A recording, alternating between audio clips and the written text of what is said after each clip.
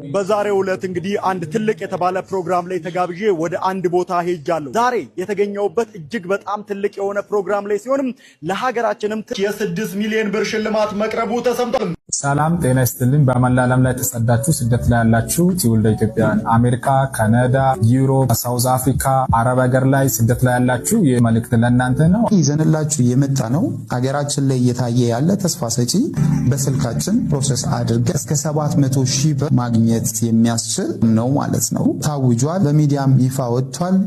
ተገልጾ አገልግሎት ለመጠቀም እንደ መስፈርት የተቀመጡ ኬዞች አሉ። ኤጀንት ከሆኑ ድርጅቶች ኢንፋይሎች አስገብታችሁ ቀጥታ እናንተም እንደ አባል ትመዘገባላችሁ።